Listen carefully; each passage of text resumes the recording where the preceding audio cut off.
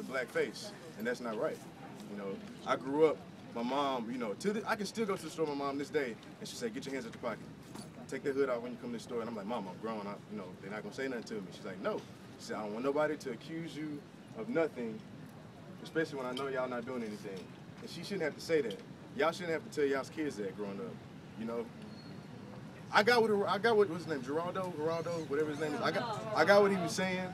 That's what he grew up hearing. You know, you don't make yourself a target. But that we shouldn't have to live that way anymore. We should have never had to live that way. Because the truth is, it's only one race, and it's the human race. Race was created. But the only way we can get to that mindset is through it, by discussing it. You can't ignore a race. You can't ignore a race problem. You have to talk your way out of it. You have to work your way out of it. So as long as we keep ignoring these notions of race that exist in this country, that are institutionalized in our businesses, in our schools, in every facet of America, it's going to continue. And so we can sit up here and say that it's not about that, but it really is. He was a black man in a hoodie. He looked suspicious. That's the image of suspicion in America. So, you know, let's make sure we keep our focus and don't let this be a moment and let it be a movement.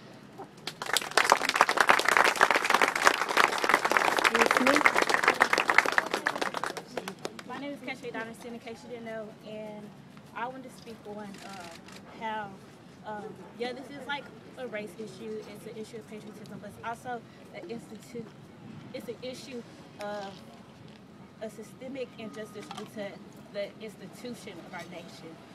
You can look at how he was murdered by, yeah, you could say, oh, he was Hispanic or he was white, but the main focus is the covering up of that murder, because systemically, like, black people, they're discriminated against.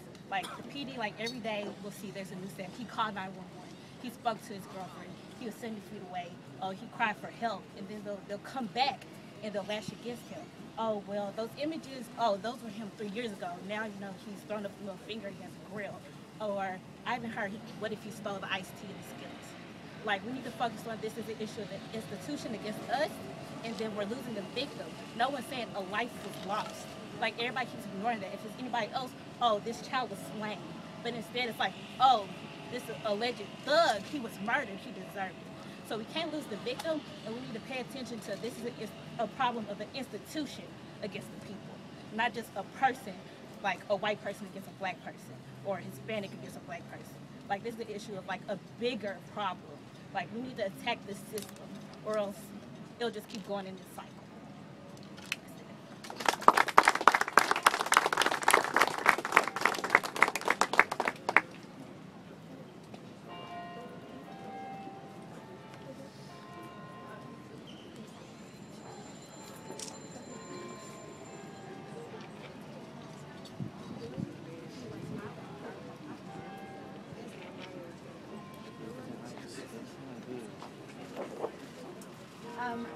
I moved to speak a little bit. I'm a professor of English, director of the Writing Center.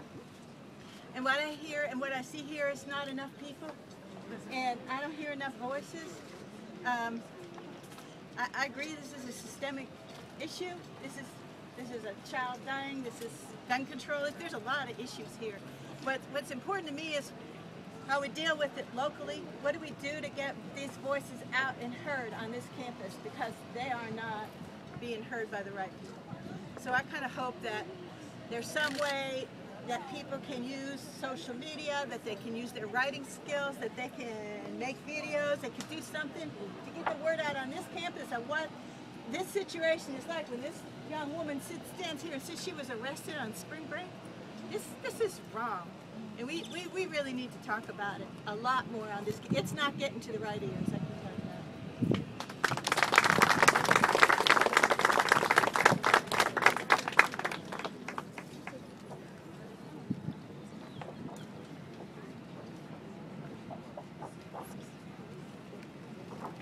Are there any last remarks?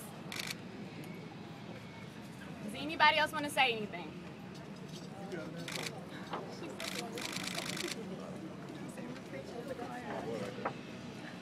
My name is Edmundo. I'm a graduate student in the Department of Sociology. And I really want to say that, you know, this is great that we're here, that we've come out on a college university, but we need to take this to the streets. You know, there's a large community in Bryan, in College Station, that needs to be mobilized. You know, these people, if they're working, they don't have the opportunity to organize themselves, but you, as the youth, need to be the vanguard, the front of any type of organization. It has always been youth that takes risk, that demands change. People that are in their 50s and 40s, they might not even want to do this. They don't want to shake the boat. But I'm telling you, you in your 19, 20, 21, whatever age you are, you guys need to organize yourself, need to become conscious, need to read, and you need to form organizations. And that's the only way we're going to make any types of changes, is when the youth push and when people push and that the communities come together. So my plea, if it falls on deaf ears, it's okay, but I want to plead this is we need to move this beyond Texas A&M. Obviously, everybody has addressed all the issues of systemic violence and everything else that's going on, and we need to make sure that our communities that are not on this campus, that think of all your friends, of people that you know that are not hearing this knowledge. You need to talk to them. You need to make them aware. You need to bring this issue to their door, and we need to mobilize. Thank you. My name is Natalie, and I just want to say something. It's really hard being biracial. An issue like this is really hard. It's like you're fighting in yourself. Do I take a stand, or all those people who are saying it's a black issue? Do I fight that because I'm also half white? So, sorry, being biracial, it's really difficult because it's like, on one side I want to fight it because I am like pro-black and I am pro-this and pro-that, but I also have a white mother. So I also know that my mom's not the problem. There's people in this world that are not the problem, but that look like Zimmerman. Another thing I want to say is a lot of times I feel like us as African Americans, as minority races, we deal with it. We just deal with it.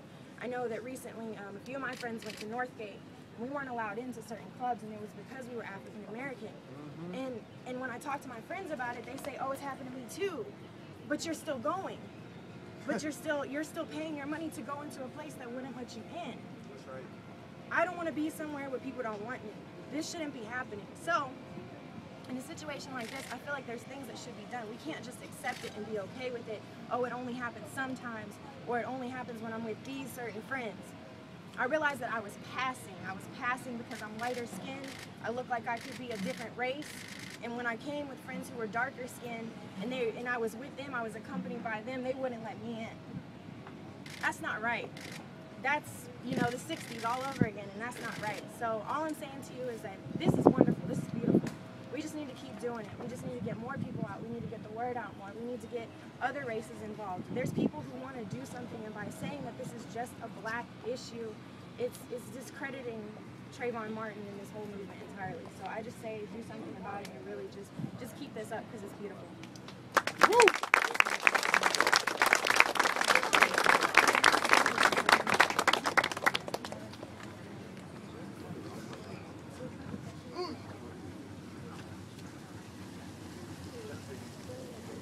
Did anybody else have anything that they wanted to say?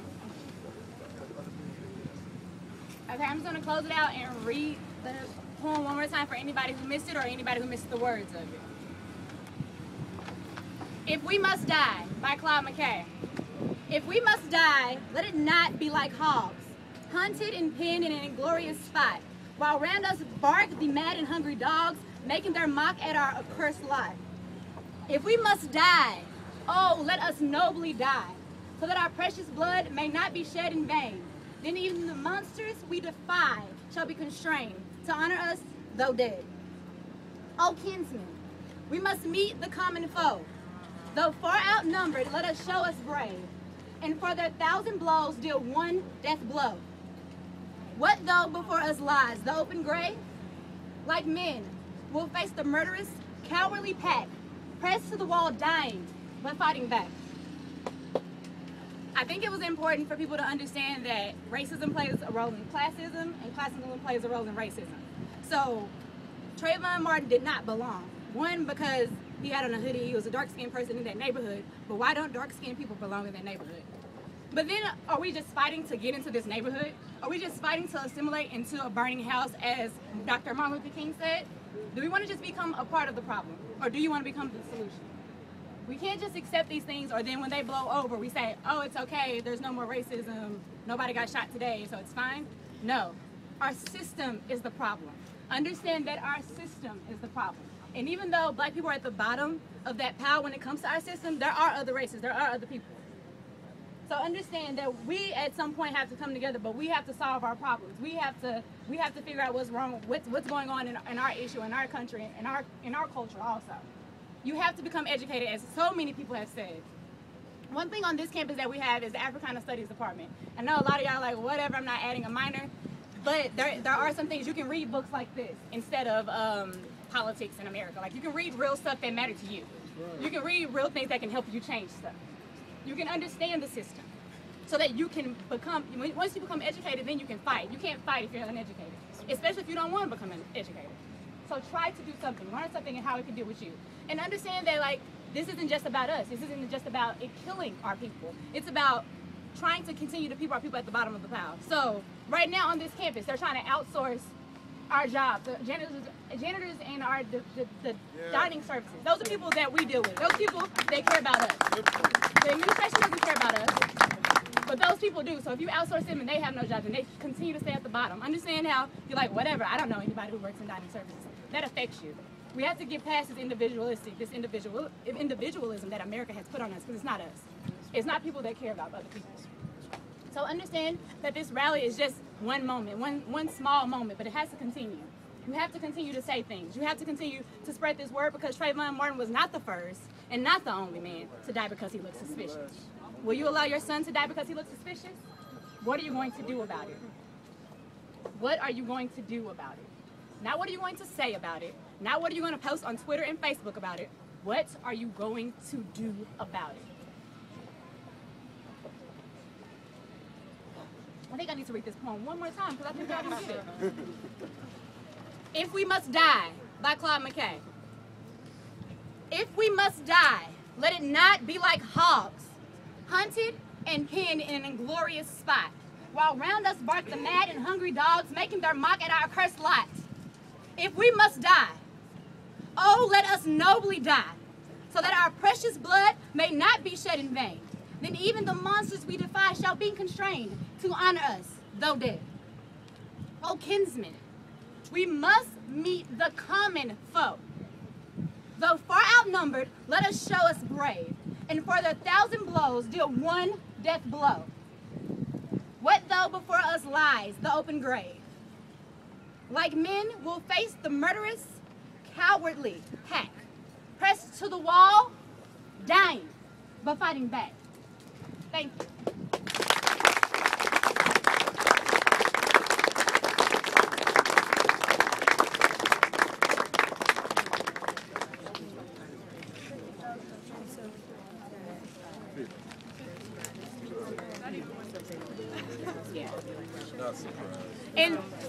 And this concludes our time. So if y'all guys want to stand around, there are some reporters who are coming and some reporters who are here if you wanted to answer any questions with them.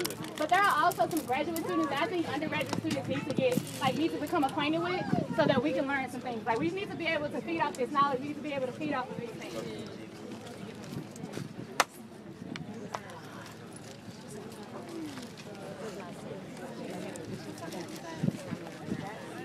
This is lunch.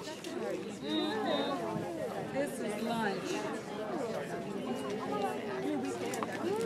I'm a reporter with the Eagle, a local paper. Mind if I ask you a quick question? Are you an alien? Yes. Oh, okay. Did you get my email about that?